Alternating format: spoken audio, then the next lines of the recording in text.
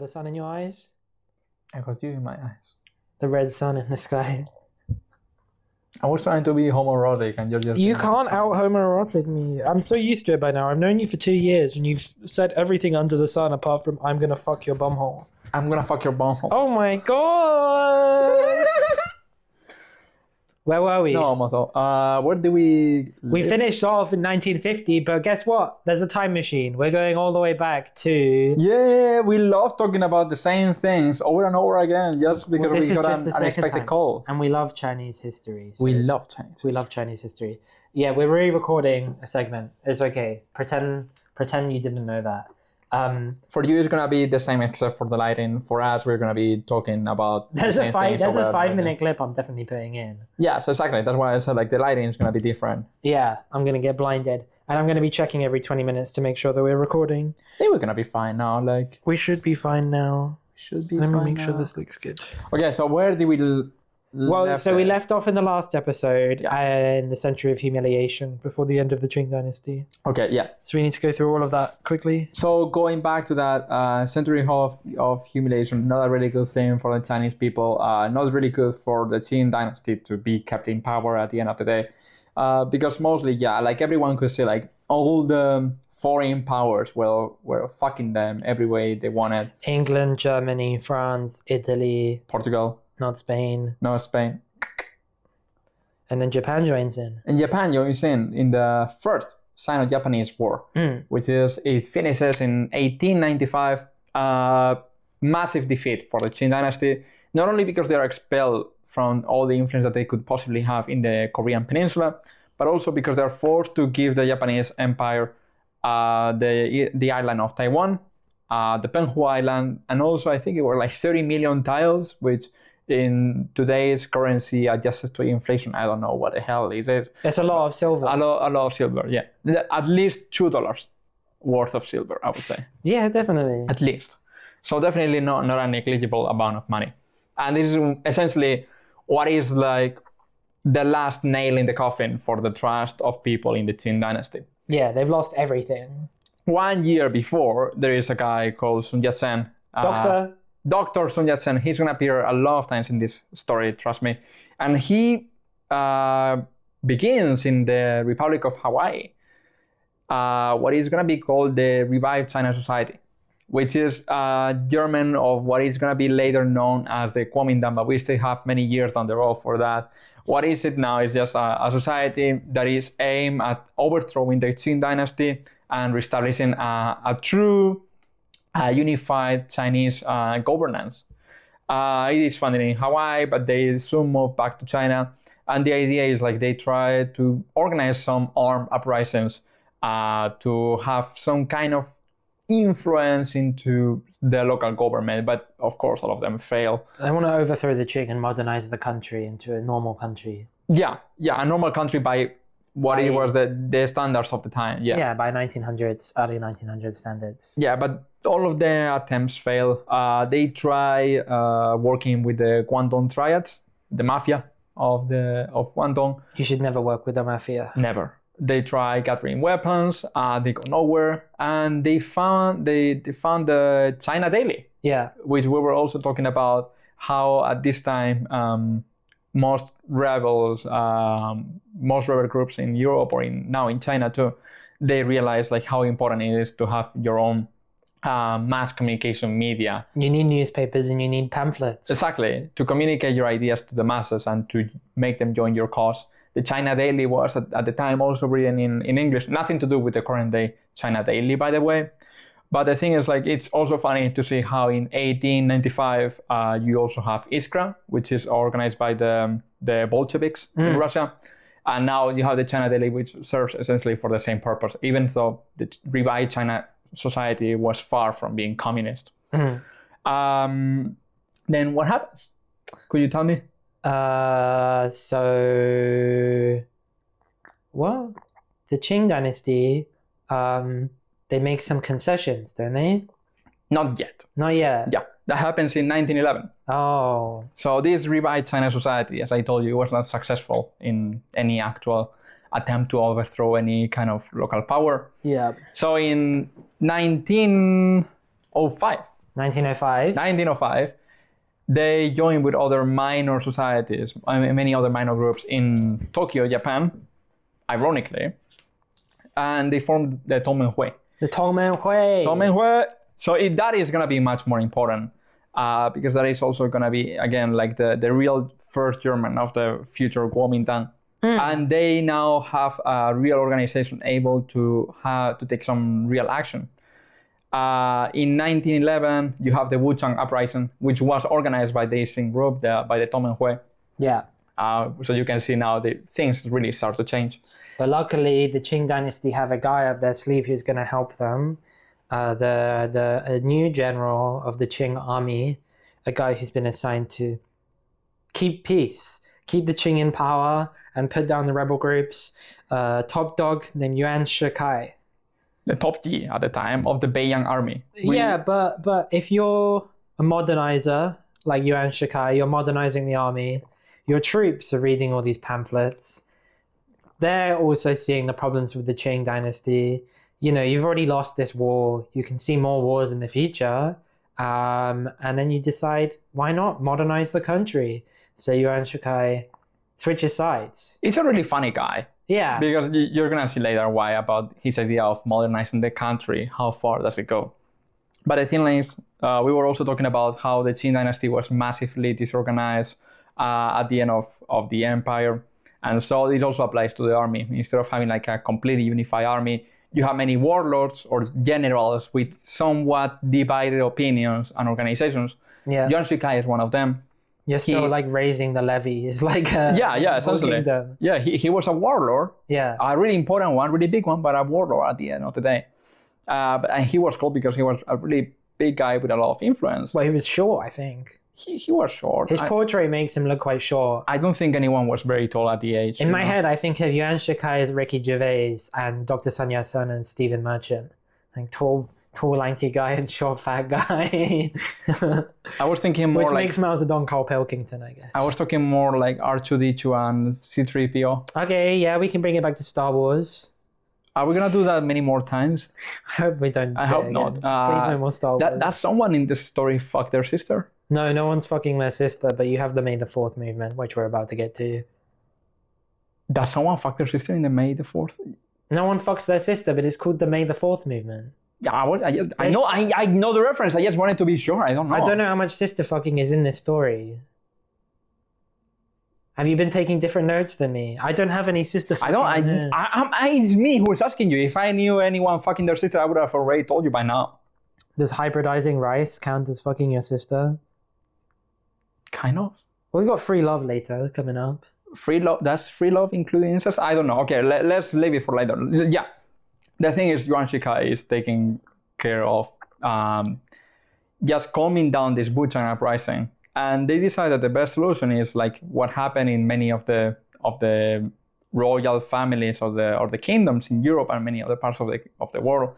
Before ceding completely to the rebels that want to overthrow you, you make a compromise situation. You establish a constitutional monarchy in which no one is happy, everyone hates the guts of each other, and in the end, it's just like postponing the inevitable. That is what happened. Yeah, rule number 2 is never establish a parliament in your monarchy. Yeah, exactly. Like go hard or go home. Exactly. No one wants a little Duma going on. Don't go halfway. No one wants there. a National Assembly. No one wants a House of Commons. Don't bother with it, or you're going to lose power. Yeah, constitutional monarchies are stupid, aren't they? They're really bad. Imagine living in one. Can you imagine? Anyway, so this new constitutional monarchy has Yuan Shikai as the first president, but then the Shanghai Revolution in 1911 happens, and they say, you know what? The Qing is completely done for. Constitutional monarchy is established in the 1st of January of 1912. It only lasts for, I think it was like 3 months before they completely overthrow the Qing dynasty, and Yuan Shikai is the first president of the Republic of China. Woo! At this point, Puyi escapes, I believe. He was exiled? He was exiled, not escapes. He's exiled. Yeah, I mean, he doesn't escape, you just let him go, which is... which is what you do with Puyi. Yeah. Hard lesson. Don't ever let Puyi No, Puyi is fine. He's not a threat. He never becomes a threat. At no point in Puyi's life is he ever a threat to China. He's not a real threat, but he's really fucking stupid. Like, he is stupid, but he's funny. We like Puyi. I don't. We like Puyi. You like Puyi. He's got funny glasses. You like Puyi. My friend compared Puyi to like the average Taiwanese fuckboy. Like apparently they all look like that. Are you sure? Yeah. But he had a Scottish accent. He said a Scottish English teacher, so he had a Scottish accent, only when speaking English. Yeah, and the Taiwan accent has nothing to do with the Scottish, it's just like gay accent. Taiwan has more in common with Scotland than you might think. Like? Independence movements. Like, yeah, but do they eat haggis? Parliaments where they're always fighting. Yeah, that's true, that's really funny. They do eat strange sheep, don't they, in Taiwan? I mean, sheep is well known to be eaten in weird ways in all They eat it in China. mainland. Yeah, they eat it strange in mainland Like too. mutton. So the Qing is done. The family. Yeah, back to it. Qing is done On completely. the 1st of January 1912. The Constitutional Republic is born. Then it doesn't last for a few months. Yuan Shikai, first president of the Republic, and Yuan Shikai, fast forward 3 years later, he's like, yeah, you know what? This situation, this whole thing of republic, I don't completely buy it. His idea was that Chinese people have been under the rule of an empire for so long that they only know how to be ruled by an autocratic government. So he creates his own made-up clique of guys who are just like licking his ass the whole time, saying, "Yeah, you should really be the emperor." There are many cliques, and this one's the bum-licking clique. Yeah, this one is the most boring clique by far. Then you have like the anti-communist Muslim clique, which is really funny. We're gonna go to that later. But this one is just like being really a bum. What else happens 3 years after the establishment of the constitutional monarchy? He starts to take more writs into the government in the way that the old empire used to do. You're forgetting the most important event, the establishment of a magazine. Everyone knows the magazines are really what people care about. Which magazine? The New Youth magazine. The New Youth magazine is established in 1915. Can you tell me about it? So over the next 10 years or so, the New Youth magazine will be the most influential Chinese language magazine for youths. Contributing to the New Youth magazine, there will be some famous authors like Chen Hengzhe, the first female professor at Peking University, and Lu Xun, who, although Chen Hengzhe allegedly wrote the first Chinese language, like modern Chinese novel, Lu Xun is widely credited with that. And also a lesser known librarian who was born as a peasant in Hunan, this nobody called Mao Zedong, contributes to the New Youth magazine. Never heard about him. I'm sure he won't come up again. Before 1916, Yuan Shikai is convinced by his bum-licking clique to take a run at being emperor. Give it a go. Dip your toes in the water of absolute mandate of heaven monarchy. Yeah, he saw like the mandate of heaven appearing before him. So like, yeah, I'm destined to be the next After all, emperor. why shouldn't I have it? I mean, why not? it It's didn't right work there. before, but it sure is gonna work with me. You know what, guys? I'm the chosen one. The palace is still around at this point, so why not? I also wanted to mention like how massive drip Lu Xun had, like the mustache. Yes, the Lu Xun is one of the most fashionable guys around this time. He is peak 1910s, like modern Chinese, big mustache, big cigarette all the time. Top one Chinese smoking guys from a pipe. with mustache. Yeah, and By far. a great author too. I recommend reading some Lu Xun stuff. It's very interesting. There is a good museum near the White Pagoda here in Beijing. Also Shaoxing, where Lu Xun's hometown is, beautiful city. Yeah, so now like everyone in high school, every Chinese student in high school learns about Lu Xun. He's got so much drip, they've had to remove the cigarette from his mural. Yeah. Some of his pictures, he always had a cigarette, but some of his pictures now they don't. They don't put the cigarette in anymore. Lu Xun, pro smoking. No, and many people is like, yeah, he was a massive fashion idol. You know, like they all think like he was really handsome. I agree with it. Yeah. So after Yuan Shikai becomes the well, does he become the emperor after Yuan Shikai pretends to be the emperor? He becomes the emperor. He founds the new empire, but he only lasts for a few months before everyone tells him like that is really an awful idea. No one likes it, obviously, for whatever reason. You can't just declare yourself king of England. Yeah, and he just fucking dies, literally. Like 1916, he fucking dies. He dies, and then the May the 4th movement. Is it the May the 4th movement that gets rid of him? He had something to do with it, yeah. Yeah, it's around the same time. Yeah. But this begins the kind of early warlord era of 1916 to like 1926-ish, where there's a vacuum of power, and there's a lot of different cliques. Like you said, you want to introduce to us some cliques. I mentioned before, like the Muslim Ma clique. The Ma clique. Yeah. The Ma, they are called the Ma because most of them had the same surname or name, whatever depends on who you ask. And Ma is just the Chinese version of Muhammad. Yeah, they're more important than I realized. I was reading about the Long March, which we'll talk about later, and they come up quite a lot in that. Yeah, because they were fighting the communists, not even for the power, just because they fucking despise the communists. They also made a call for all the powers in Europe to keep fighting the Soviets in Russia. But the thing is, like, they control a big part of the Western territories of China. Yeah. There are many Muslim minorities throughout China. Still, most of them in the They're western concentrated in the western parts, apart from some special autonomous bits. And apart from now, during this period of fighting for power and fighting to see who controls most of the whole China, they also appear later during the Chinese Civil War because they make an alliance with the Kuomintang. Not even, as I said before, not even for power. They just hate the communists. So yeah, why not join them? Yeah. So during this whole period of the war against the warlords, give the redundance, a new party is formed. Do you know which one it is? The Communist Party of China. Yes, the CPC. Do you know the date? 1921. Yeah. 1st of January? No, 1st of July. No, 23rd of July. 23rd. 23rd of July 1921, the Communist Party is formed.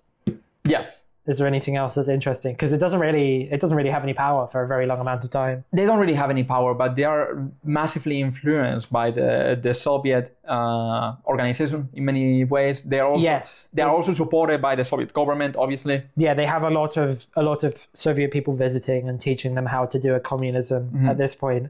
In 1919, just before, one thing that pisses a lot of people off is that famous conflict, World War I, which was happening all the way on the other side of the planet. There's repercussions here. During the Qing Dynasty, a lot of foreign concessions and basically colonial powers took pieces out of China. One of these is the Shandong, which was kind of occupied as a special zone by Germany. As Germany, which was dragged into World War I in some aspect, but also made it a lot worse as they finally lost, which would have repercussions later for China. The province of Shandong is returned to its rightful owners, not Chinese people, but the Japanese. Of course, everyone knows that Qingdao should be Japanese. Yeah, in the Treaty of Versailles, which is China is one of the only non-signatories of because of this. This pisses a lot of people off, and it pushes people towards the Communist Party and the nationalists who want to rejuvenate the country and kind of push back against foreign occupation. Sun Yat-sen, quite early on in this period, establishes a base in Guangzhou. It's a bit like, a bit of Three Kingdoms. He kind of inherits this legitimacy from his establishment of the Republic earlier on. He reestablishes his base in Guangzhou, and then very quickly after he dies. And Chiang Kai-shek takes power of this faction, the Kuomintang, the party, the Nationalist Party. And Chiang Kai-shek from Guangzhou is very quickly, I think, able to move up through the Northern Expedition and through the 1920s, very quickly takes control of the main part of China. Not a lot of it. There's still a lot of warlords hanging around, and there's a lot of cliques. So they're going to keep appearing every now and then. The cliques still hold a lot of power in the country, but Chiang Kai-shek is kind of the de facto ruler at this point. He's a baldy. He has some interesting thoughts on power. He does not like making concessions to people that disagree with him, and this leads him to turn on the other parties which are growing in popularity, Yes. namely The Chinese Communist Party. Yeah. The Communist Party. the Communist Party of China, who So- have been slowly growing over this time. So the thing is, like, by 1921, the Kuomintang was still not communist, but definitely sympathetic to some of the main ideas of the Communist Party of China. They're a bit DSA. Yeah, they also have they had a wing that were more left land, let's Yeah. say. And they were still nationalists, so of course there were like some contradictions between both of them, but it's still fine. That is why they formed the first united front to fight against the warlords, to have some expeditions united as a single entity and just try to unify China once again. Both of these parties are supported again by the Soviets. And then when Sun Yat-sen dies, Chiang Kai-shek takes power. He's completely the opposite. He's a massive anti-communist. I think, yeah, what you were saying. He didn't want to share power with anyone else, but Yeah. still, he really despised communists because like the Ma clique, even if he later has some problems with them and some disagreements, he never reaches to the point of attacking them and betraying them and trying to fucking exterminate them from the face of the earth, you know? So I think there are two factors to that. The thing is, after Chiang Kai-shek is that they are gonna be finally successful in defeating the warlords and reunifying China. He decides like he doesn't need the communists anymore. In 1927, Zhou Enlai, another important figure that we're gonna be talking about much later on, he organizes the Shanghai Uprising, another uprising, not to be confused with the 1911 one. Yeah. This one, he seizes the disagreement with the ongoing government of Shanghai. He organizes the masses and tries to install a short-lived commune based on the principles of the Shanghai Commune, of the Paris Commune. Sorry. In what I mean by this is that even if it was mostly organized by the Communist Party, they knew that they still needed the agreement or the collaboration of the other majoritary parties involved in the governance of Shanghai, or that has some degree of relevance with the masses. So they also take in the Kuomintang, they take other minor parties, and they try to take a common line of governance all together. Chiang Kai-shek obviously does not like this at all and takes this opportunity to suppress the Shanghai Commune, killing around 10,000 people, depending on the references or the historians that you ask. Between 5,000, I think, is the most benevolent estimate. And not only communist militants, but also the left wing of his own party. Yeah. So this creates a division that will never be healed again, obviously. From now on, the Kuomintang takes more nationalist ideology as the main point, as the main ideas that they want to propagate around the country. And the communists, of course, are gonna not have any kind of alliance or any kind of similar treatment with this party until much later on. Yeah. This gives the beginning of the Chinese Civil War, and together with the Japanese invasion of Manchuria, and still the ongoing problem of the remaining warlords, the Republic of China, newly formed again in 1928, still has many internal problems to take care of. Yeah, so some of the problems that they're running up against that have really annoyed the conservatives are the establishment of all these new magazines has led to a massive, very liberal literati in the society. One of the things I found that was quite interesting was this guy Jiang Xichen, who becomes a massive figure in women's issues in China, in feminism. In 1925, he's established as the caretaker of a magazine called Women's Issues that had been headed up by a massive feminist editor who had kind of been kicked out because they were too left-leaning and too woke. Too feminist. Too woke for the 1925 China. Zhang Zichen is put in because he's kind of seen as a pushover. He's just like a literary figure who isn't very powerful. They think this guy won't do anything controversial. Let's put him in charge of what could possibly go women's wrong? issues. What could go wrong? He publishes the women's issue special on sex and promotes free love and abolishing the nuclear family.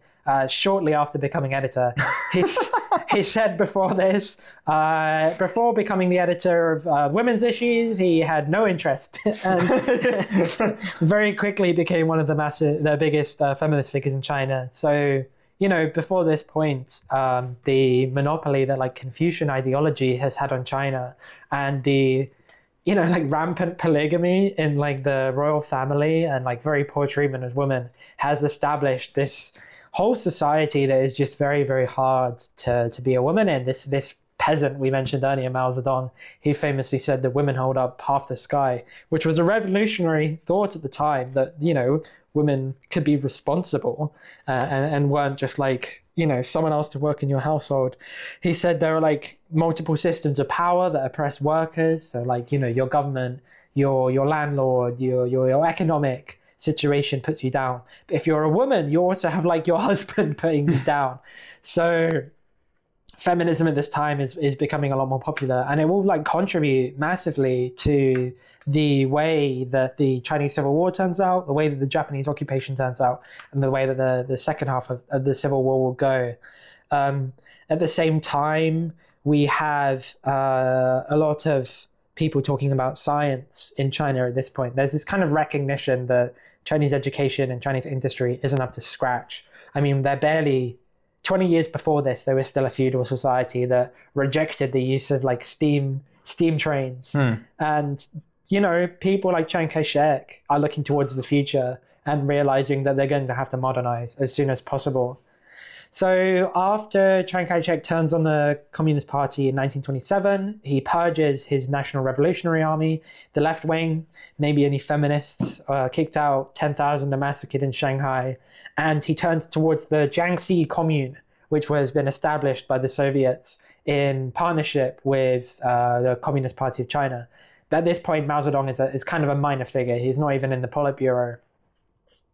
When Jiangxi Commune is attacked, this begins the Long March. What do you know about the Long March? It was a really long walk. It was a long walk. Really long. Shout out Big Walk, game coming out early 2026. I was thinking about the book by Stephen King. What was it? I think it was also called The Long March. No, it's not called The Long March. I think the book was called The Long March. Nothing to do with it. They made a movie out of it recently, didn't they? Yeah. So the Long March starts with 100,000 people basically trying to evacuate the Jiangxi Commune and find a new base area. The initial plan was to move west, but then they have to break through the Markleek. The Markleek kills, I think it is about 37,000 of them. And they do reach where they wanted to go, but this isn't far enough for them, and they realize they have been at this point they have already been encircled they've been encircled 4 times, then they break through, and then they've been encircled a 5th time in the west. And this takes us to around I think it's 1933 kind of when this happens. Mao proposes at this point, becoming a bit more popular, Mao proposes a campaign of marching back, basically, and doing guerrilla warfare to break through, crossing rivers and building up local bases of support. This is only possible because, the peasants in the country are so fed up. They're kind of ready to embrace communism as an ideology. Eventually, at 1935, they make it to the base area 4 years later. Out of 100,000 people that have started the Long March from Jiangxi and the 10,000 kilometers that they have traveled, there are only 8,000... 10,000 kilometers. 10,000 kilometers.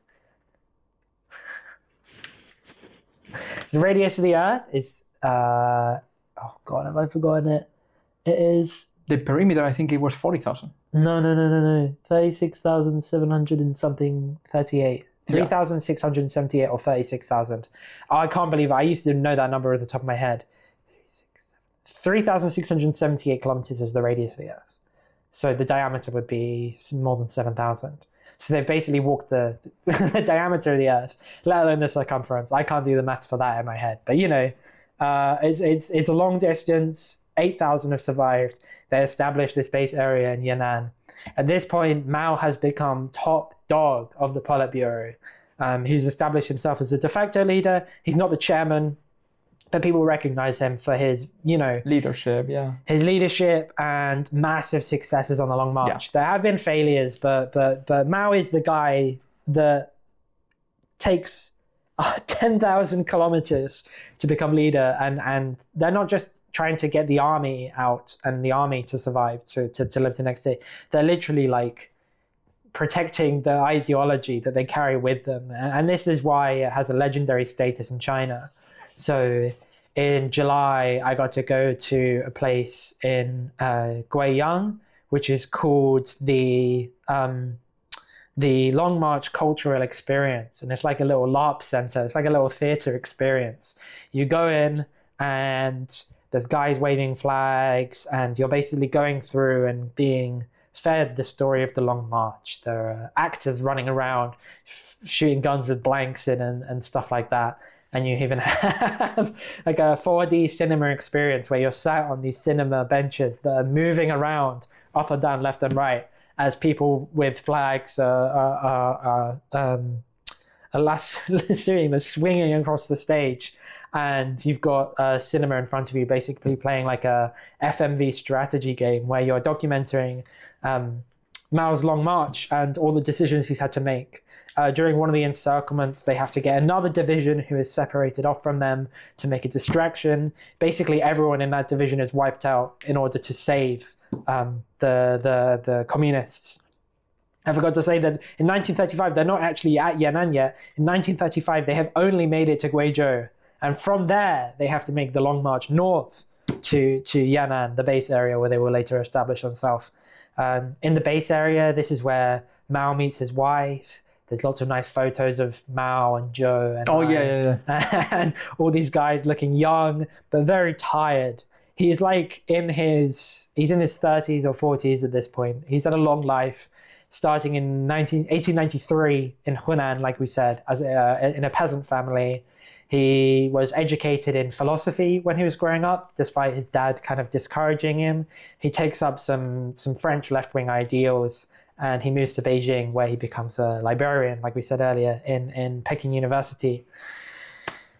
After the Long March, there is this... I think like we haven't pictured exactly like what is the complete situation during the Long March, because, I mean, you have to picture not only the idea of this army of peasants just walking through 10,000 kilometers. Yeah. You have to take into account how difficult to navigate the whole territory of China it is. Yeah, especially, I mean, there's deserts and mountains and valleys and rivers and... Exactly. Going from the south to the north, from Yunnan to Yan'an, you have to take into account they have been crossing jungles, they have been crossing deserts, huge plains, every kind of territory, any kind of biome that you can imagine. Yeah. And they crossed it not only surviving the attacks of enemies. You also have to take into account by them, it was a guerrilla warfare. It was a very asymmetrical situation for the Red Army and the Kuomintang. The Kuomintang had mechanized divisions. They had planes, which we were talking about before. They only have a few planes. They're only useful for reconnaissance. Exactly. They don't have many planes. It doesn't matter because they're not being used mostly for attack. They are also used mostly for reconnaissance. Yeah. It doesn't matter if you drop bombs or not, as long as they can see where they are going, where they are, and how can they attack them and ambush them. Yeah. So they're not only escaping and winning some of the wars against the enemy. Again, all of this whole experience is forging their whole communist ideas, the ideas that later will shape the whole organization of the party, who comes on top, and what kind of ideas they should apply during the future governance of China. Yeah, they learn a lot about combat. They learn a lot about managing logistics and feeding people. They learn a lot about like making clothes. One of the things they emphasized in this cultural experience was that as they traverse from territory to territory, they literally have to make new uniforms as they go. Yeah, it's crazy. And it was a massive feat of raw willpower. Well, But- this kind of on guerrilla warfare that Mao writes. I mean, this is what like influences the Viet Cong. Yeah, Yeah. exactly. But it's not only about the raw willpower of the whole army. It's also like this could not be possible if they didn't have a solid understanding of how to appeal to the masses, of how to transmit the communist ideals, and how to get people to join their side, not only by joining them in the army, in the fighting, let's say, but also you cannot survive for so long if the local people don't provide you with their support, with giving you a place to stay, with giving you food, with even protecting you from the army when they come asking, hey, have you seen some guys from the Red Army crossing nearby? Which, of course, it happened. So this is a feature that cannot be understated in any way, not only in its importance for the future development of China, but also like the single feat in military history that it is. Yeah, so 100,000 people are being evacuated in Dunkirk. The evacuation of the British and French soldiers from Nazi-occupied France. I think the total figure is about 140,000 people. And initially they were only planning on like half of that coming across.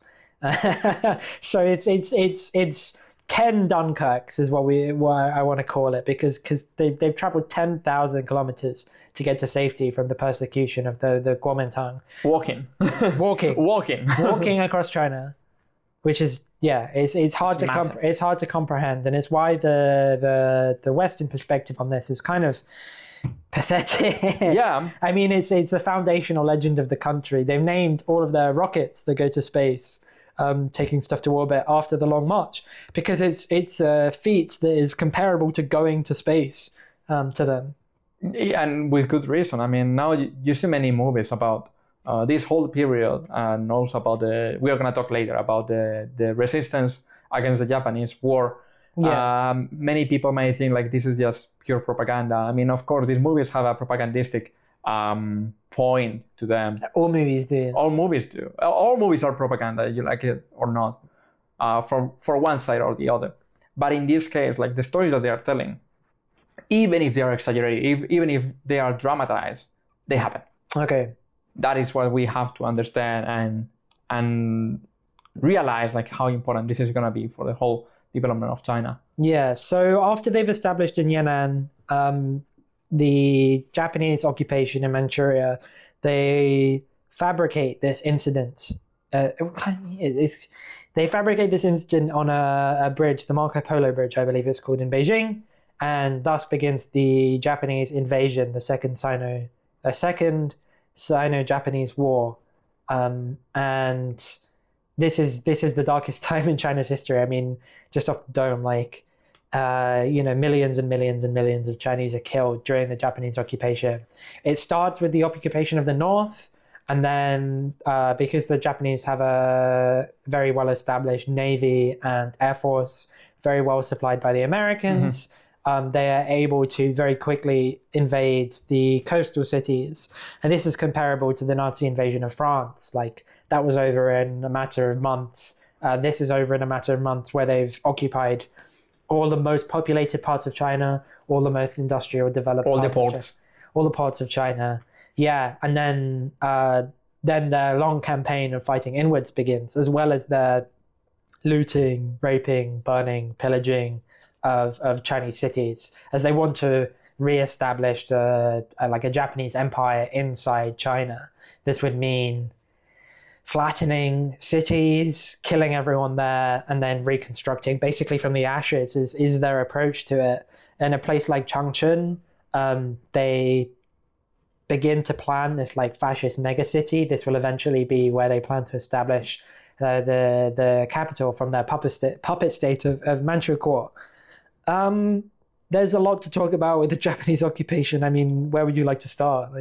I think everyone that is listening to us right now, they will have probably already heard about the raping of Nanjing. Yeah, which was one one of the de facto capitals of the Republic of China, because at the time they had many capitals. Some were de facto, some were on paper, let's say. Yeah. And this was changing throughout the whole Civil War and the later Japanese War. After the raping of Nanjing, I don't know the exact figures, but most civilians were killed. So there's a large campaign of civilian extermination.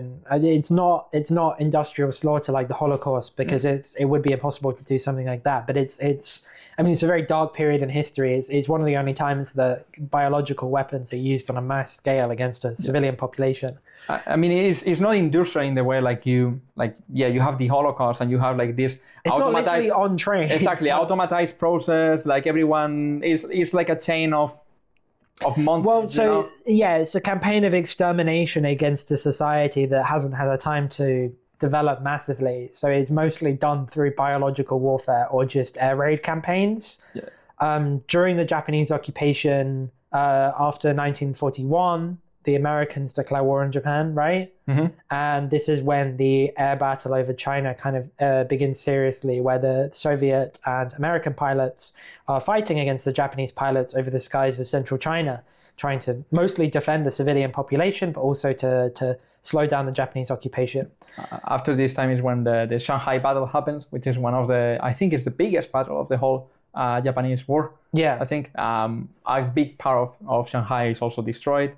And as what you were saying before, even if this was a war, it cannot be understood as Japan only attacking mostly or only army objectives. No, like their objective is to diminish the population as much as they can, to install their own regime, and to essentially they don't distinguish between combatants and non-combatants. Everyone is a valid objective. It's kind of a total war of racial supremacy. I mean, the comparison would be to what the Nazis do in Eastern Europe, in Belarusia.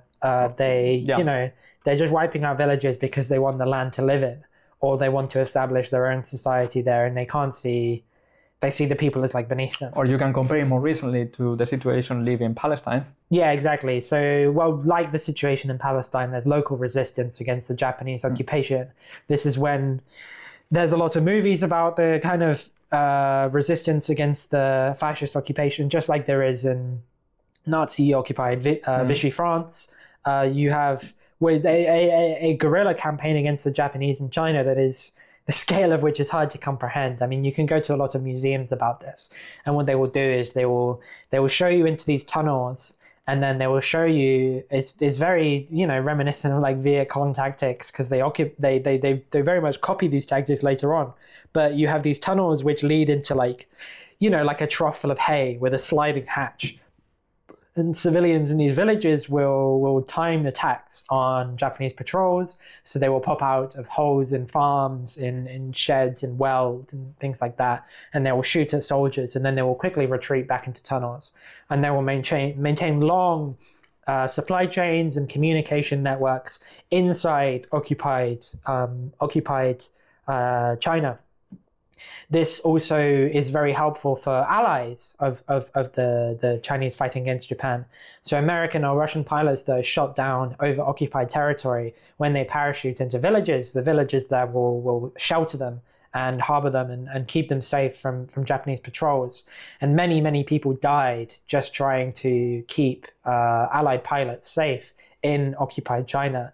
There are still Americans who trace, their and not their ancestors, like their grandparents or great-grandparents who were pilots in World War II fighting the Japanese pilots over China, who can trace their lineage, like they're alive thanks to the peasants in villages in China who recognize the importance of resisting fascism and protecting the people who can fight against them. This is something that both sides are very proud of sharing, Yeah, this is the United Front. I think this is kind of the golden period of the Kuomintang. We also didn't mention before that sometime after the resistance against the Japanese war began, the second unified front is formed between the Kuomintang and the CPC. Yeah. Again, Chiang Kai-shek, because what we were talking before, he didn't want to share power with anyone. He didn't want to accept this proposition, which was raised by the CPC, by the way. Yeah. And his own generals have to abduct him until he accepted the proposal. Or after that, they just formed, they stopped the civil war for a moment, they signed a truce, and the CPC and the Kuomintang are fighting together against the Japanese. But when the USA enters the war against Japan, what the USA does, as it also happened, for example, in other countries of Europe and the Soviet Union. Yeah, like the Lend-Lease program. Exactly. They also kind of joined this program and provide the Kuomintang mostly because the Kuomintang was the official recognized government of China at the time. They provide them with weapons to fight the Japanese. However, the Kuomintang knows that the Japanese war is only the first half of the whole thing. When everything finishes, they're going to have to go back to fight against the communists again. So they hoard most of these weapons to later fight them. So that also means like they are not using the whole military power that they could be using if they use all the media at their disposal. Yeah. But there is a very complex situation. And what we were also mentioning before is the complete and total sacrifice of the civilian population and on women especially. Yeah. Because we discussed how you have many stories of women and especially teenager girls even joining the resistance, serving as spies or also as directly first line combatants, which also, if you take a look at the story of Second World War in Europe, you can find certain stories about how women take part in the fight in different ways, not only in the back line providing for the men or taking part in the production chain, but also like on the front line, being combatants. Yeah, exactly. There's a massive part of the communist legacy which goes back to the idea that women are not just, secondary support. They are on the front lines in a lot of these cases. They are the ones shooting at Japanese soldiers from their houses and then quickly putting away their guns and stuff like that. Their contribution to the communist legacy in China is more than half, I would say. I mean, it's outsized.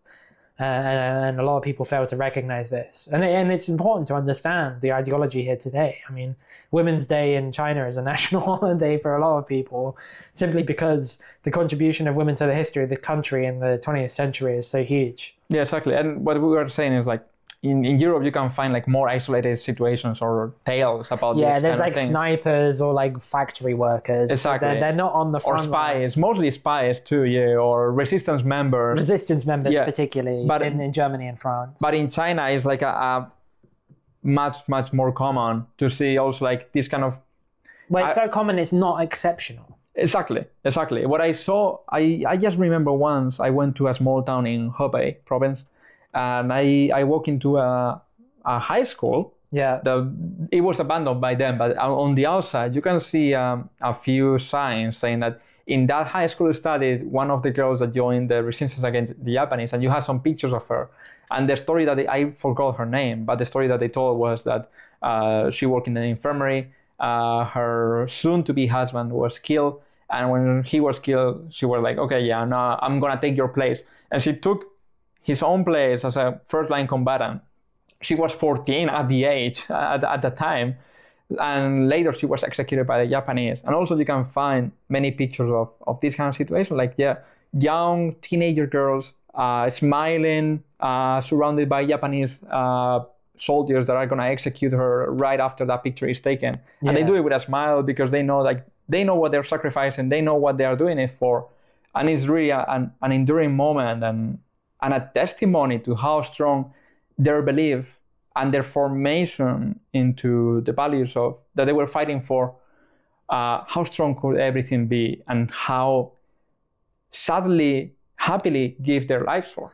Yeah, and I mean, the reason why we're like relitigating all of this stuff is not because we hate Japanese people, it's because of the influence it has on Chinese people today. So the any kind of failure to recognize like the atrocities that were committed here is like a massive offense, as it would be if you were to deny the Holocaust. Yeah.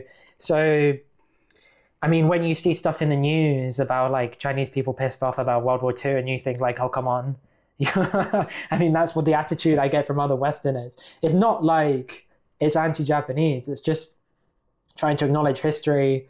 Last month, I was at a peace conference recognizing the 80th anniversary of the end of this war. And people were not united in saying like, oh, we need to address our grievances, we need reparations or anything like that. They just want to acknowledge the history. It's the same thing that when people talk about how many Russians died in the Nazi invasion of Russia. I mean, what they're looking for is an acknowledgement of the contribution they have made to fighting fascism and an acknowledgement of how all the allied countries work together.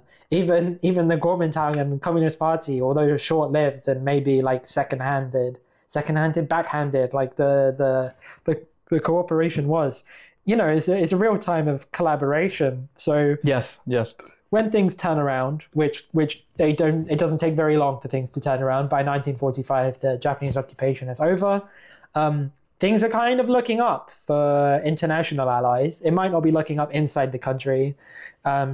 We also have to say, like, when the Japanese are defeated, 1945. The last treaty that they signed in the first Sino-Japanese War is obviously completely taken down. From this point on, Taiwan and Penghu Islands gone back to be a part of Chinese territory, which is important for the following events that are going to happen. But they're coming back to the Chinese territory under the Republic of China, which is recognized as the de facto government. Yeah. So one of the funny things that happens at the end of the war that isn't talked about is the Hong Kong is offered in a treaty to the Chinese without the knowledge of Winston Churchill by the Americans. And this nearly makes it all the way through, which would have probably resulted in the British being kicked out of Hong Kong at the end of World War II. This kind of leaks to the British and they kick up a big stink about this. They want to keep their special islands as a concession, at least until the end of the century, which we're going to get to in the next episode. But yeah, what else comes with the end of the Japanese occupation? Well, the civil war between the CPC and the Kuomintang continues, of which, obviously, as you may all know by now, the CPC emerges victorious. In 1949, the Popular Republic of China is founded by Mao Zedong as the People's Republic of China. People's Republic of China, sorry. We skipped over the whole Civil War. I was just going to check the time. Well, we have been discussing the Civil War very in depth. I mean, I think after the defeat of Japan, the situation just returns to be... How did they win so quickly? Well, it takes 4 years, but how do they win so quickly? Come on. I don't know. Give me the details. So... Well, this is contested by Western historians, but the narrative here is that the Communist Party wins so quickly because they have the popular support of the people. Yeah, I mean, but they already have it way before that, Yeah, absolutely. But like, it's important to acknowledge the reason it's the People's Republic of China and not the Republic of China in the mainland. Yeah, it's because they have the support of the people. You're right. Will help them fight against the Kuomintang and join in. They're either enlisting or they're being what's the word for conscripted. Conscripted into both sides. It's quite a bloody period in Chinese history. It doesn't result in a lot of economic development at the time, but the Communist Party very quickly pushes the Kuomintang out of the north of the country. Their one stronghold is Changchun. They get a massive symbolic victory in Changchun when their siege of the city is lifted and the Kuomintang are kicked out of the city. They very quickly rushed into the south, and despite American support for the Kuomintang and threatening them with nuking by General Patton, the Communist Party win. And on October the 1st, 1949, the People's Liberation Army under the command of Mao Zedong declares the formation of the People's Republic of China at Tiananmen Square. It's important to note that during the whole period of the Civil War, some of the overseas Chinese who have been educated in science in America and Europe very quickly see that their homeland has a bright future ahead of it, and they want to come back and contribute. This happens just before the Red Scare in America, and over the 40s and 50s, we get the return of many, many important scientists to the mainland. That kind of wraps up everything that happens until about 1950. Well, I think I would also like to highlight the thing what we were talking before about the situation with Japan or reparations Yeah. or things like that. I think when you hear officials or people from the government speak about the situation with Japan, they never ask about any reparation, any monetary No, amount. no. I said Exactly. reparations because that's not what they're No, asking I mean, for. yeah, exactly. Yeah. But I think most people, I just wanted to highlight it because most people, I think, in the image that the Western media gives us, I don't think it follows like that. I think what we have to understand, we have been talking in depth about the cruelty of the Japanese army, the Japanese fascist army against the Chinese people. We haven't discussed how, well, you also heard, we mentioned the rape of Nanjing. We didn't mention Unit 731 because it's also it's quite too dark well known. for a podcast. It's cute, it's quite well known, very cruel, it cannot be described with words. But the thing is, like, after that, the Japanese government didn't issue a formal apologize. Yeah. Some representatives from the government have at different points of history, very few, I think it was in 2 situations, they apologized, but then the following prime minister completely retracted or had an active attitude that was completely opposed to it, as it is, for example, the current Japanese president. They're kicking up a big stink about it. Exactly. The situation with Japan and China right now is not the best in its history, mainly because they refuse to acknowledge the cruelty and the atrocities committed by the Japanese army. I think the reason that there's a stink at the minute is mainly over Taiwan, and it's mainly because they have a very conservative. But that is also an extension of all the situations that happened during this time, because a part of the Japanese government, and still nowadays, things like Taiwan belongs to them, is the perspective that they try to impose and to propagate. Yeah, well, if you go to Taiwan, I mean, they've still got a lot of Japanese. They embrace Japanese culture a lot more than they embrace Chinese culture in some parts of Taiwan. Even though you can see the scars of nearly 50 years, 60 years of imperial occupation of Japan. I mean, there are so many famous stories of Taiwanese resistance to Japanese aggression as well. I mean, we're going to talk a bit more about Taiwan in the next episode during the 50s. But like, you had the Japanese like chasing the native Hakka people into the mountains of Taiwan. Yes. And then getting getting fought off by the natives in some like really, really impressive like displays of heroism. Yeah. So there are many factors that add up. It's been a dark episode, but the darkest hour is over. There's lots of positives here. There's the stories of resisting fascist aggression. There's a story of a modern economic power kind of rising out of a century of humiliation and then like basically being blown to pieces multiple times. And the willpower of the communists that really believe in their ideals and fought to the last breath. Exactly. They fight to the last breath and they really, really believe in this stuff. So it's kind of evident in how the Communist Party comes back from 8,000 people to the biggest communist party on the planet. 66 million people. Yeah, I think so. So yeah, the first time we recorded this, I almost got teary at some parts because it's really a tale to be told, I think. It's hard to understand how a political victory can be secured from the jaws of defeat like that. Yeah.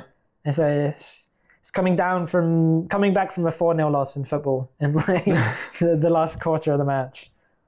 Anyway, more bright things to come ahead. Yeah, we're going to be talking about all the good stuff in the 50s, 60s, 70s, 80s, and even the 2000s. It is still funny how we initially planned to cover like the whole history of China in 2 chapters, and it's going to be 4 and now it's 4, including the one that not including the one that we've scrapped because I got a phone call.